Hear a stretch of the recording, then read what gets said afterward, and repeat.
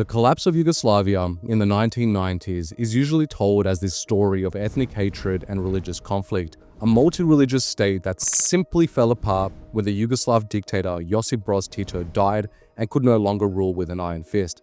It's a clean, convenient narrative, but it's also very misleading because what really happened was much bigger and a lot more intentional.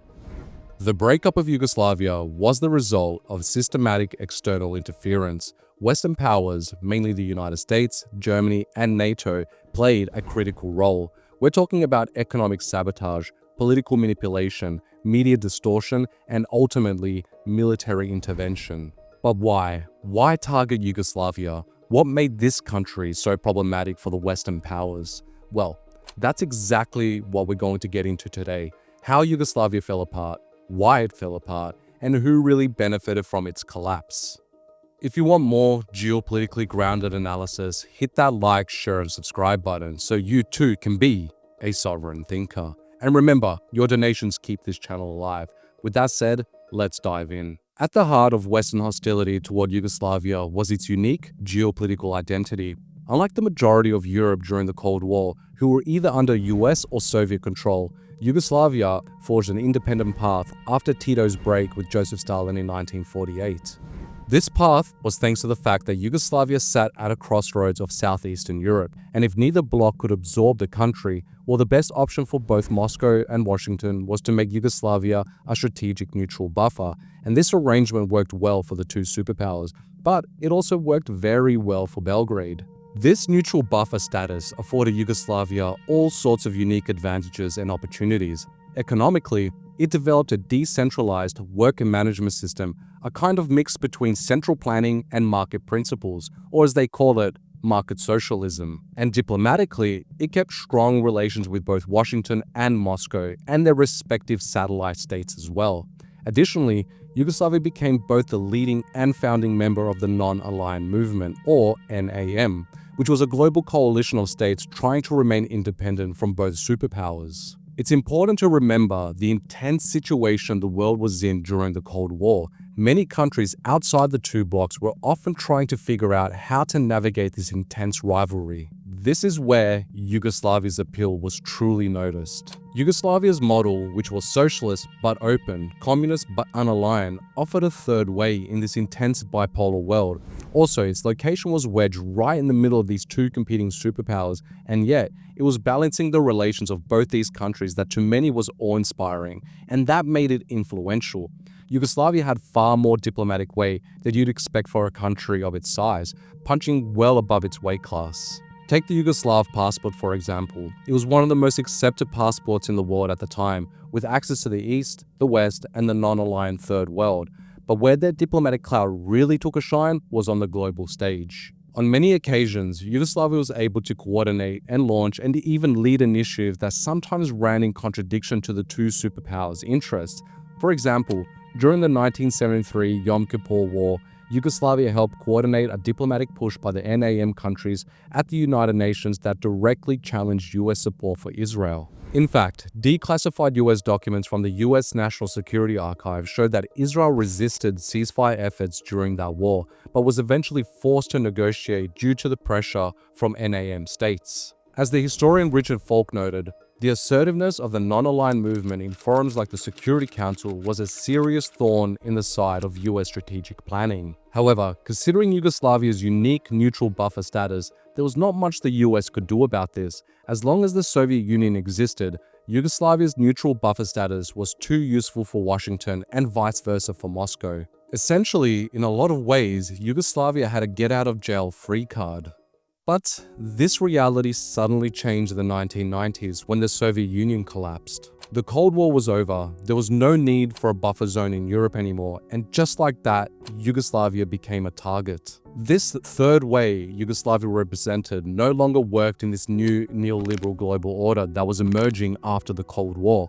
The US was now actively pushing its global supremacy, and many countries around the world began opening themselves up to US influence. Nowhere was this more evident than in Eastern Europe. One by one, former Soviet satellite states started bandwagoning, joining West institutions like NATO and the EU. However, Yugoslavia wasn't so eager. It had its own vision, its own statecraft, its own geopolitical purpose, and many countries in the global south still look to Yugoslavia as a guide on how to navigate this new unipolar world order. And of course, this did not go unnoticed in Washington. Western policymakers understood if they were going to consolidate global dominance, Yugoslavia had to be made an example of. There was no room for alternatives in a neoliberal world order.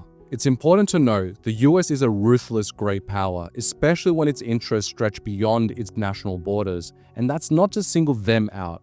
All great powers act this way. There's no such thing as a benign hegemon. Great powers, given the chance, will act to forward their interest, and they will do it violently if they must. And once the US became the sole superpower, it had a free hand to pursue its goals. Any country that got in the way would be dealt with. Yugoslavia was one of the first to be put on the chopping block back in the 1990s. After viewing these trends and seeing the world change before their eyes, most of Yugoslavia's republics were eager to jump ship and join the West, except for the Serbians. And this matters because Yugoslavia's neutral position during the Cold War was, in many ways, a geopolitical inheritance left over from Serbia's long-standing commitment to being an independent pole of power. It was politically possible for Tito, who himself was half Slovenian and half Croatian, to resist both the Soviets and the Americans largely because of this deeply rooted Serbian worldview, a tradition of non-alignment, sovereignty, and resistance to external domination. And this point is crucial as it helps explain why Serbians were disproportionately demonized during the 1990s. While atrocities were committed by all sides, Western narratives overwhelmingly targeted the Serbs. Viewed through the geopolitical lens, it becomes clear that Serbia was marked as the primary obstacle to Western strategic goals in the region, and thus was treated as the enemy from the very beginning. So how did the West bring Yugoslavia down? Well, it first started with economic sabotage in the 1980s.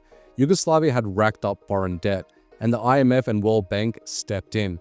What followed were harsh structural adjustment programs, or SAP, which meant massive cuts to public spending, privatization of socially owned enterprises, and the stripping down of the economic model that had kept the republics unified. Economist Michael Chusodowski argued the IMF's economic prescriptions destroyed the foundations of Yugoslav unity. This resulted in rising unemployment, economic fragmentation, and growing nationalist sentiment. Each republic started to go its own way.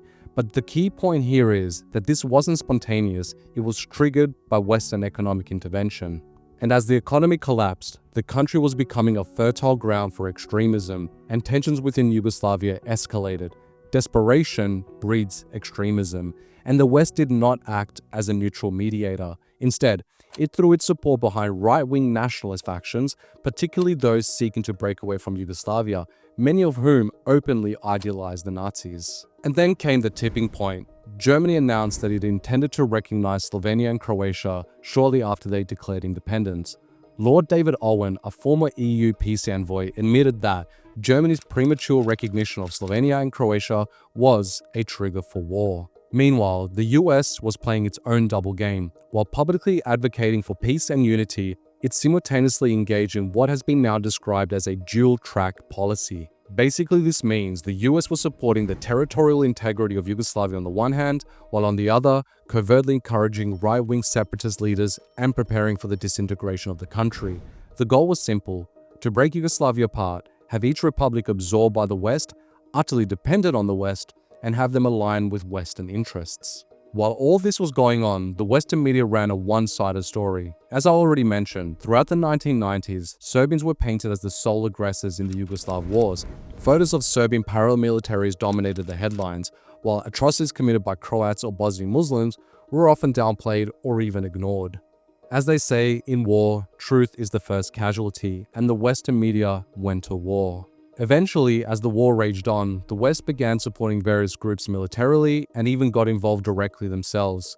The two most notable cases were Operation Storm in August 1995, where the US and its NATO allies, specifically Germany, provided military training and strategic guidance to the Croatian army through private military contractors like Military Professional Resources Inc. They helped modernize and reorganize Croatia's forces. This enabled Operation Storm to take place, which led to the capture of Serb-held territories in Croatia, leading to the collapse of the Republic of Serbian Krajina and the expulsion of hundreds of thousands of Serbian civilians from their homes in Croatia. And in Bosnia, after years of ethnic cleansing and atrocities on all sides, including the Srebrenica massacre, NATO intervened directly and launched airstrikes against Bosnian Serb forces, targeting military infrastructure and forcing Serbian leaders to the negotiating table. These Western-backed efforts helped tilt the balance of power against the Serbs and ultimately paved the way for the Dayton Accords and the end of Yugoslavia. The final act came in 1999 with NATO's bombing of Serbia. Officially, the operation was framed as a humanitarian mission to stop ethnic cleansing in Kosovo. In reality, however, it served a different purpose. And that was to establish a permanent military foothold in the region, specifically turning Kosovo into a US military base via Camp Bondsteel, and to justify NATO's continued existence in a post-Cold War world. You see, after the collapse of the Soviet Union, the NATO alliance, originally created to contain Soviet influence, faced an existential crisis. Without the Soviet threat, NATO needed a new rationale, and once again, Serbians became a convenient scapegoat. By instigating the Kosovo crisis, the United States allowed itself to advance its geopolitical goals of military expansion and the consolidation of a neoliberal global order. The NATO campaign against Serbia bypassed the United Nations, violated international law, and ultimately aimed to demonstrate NATO's relevance and power in the new unipolar world. John Pilger, a renowned Australian investigative journalist, described this war as a geopolitical power play masquerading as morality, and former UN Secretary General Boutros Ghali went even further, calling the NATO bombing an illegal act of aggression. So what's the real story of Yugoslavia? Often, the telling of the Yugoslav wars is how these ancient hatreds came to light after Tito's death, how there was all these atrocities committed as a result, how certain republics wanted freedom and independence, but in reality, Yugoslavia was targeted, its economy was undermined, its society artificially divided, its image demonized by the media, and its territory dismembered, all to serve the interest of a new Western-dominated world order. What remains today are fragmented, dependent states, tethered economically, politically, and militarily to Western institutions. The real tragedy of Yugoslavia isn't its recent past, it's the future that was stolen, a future that was imposed, not chosen, the very unfortunate future that we are all presently witnessing. Thank you guys for listening to the very end. More topics to come on this very interesting region of the world, but in the meantime, ciao for now.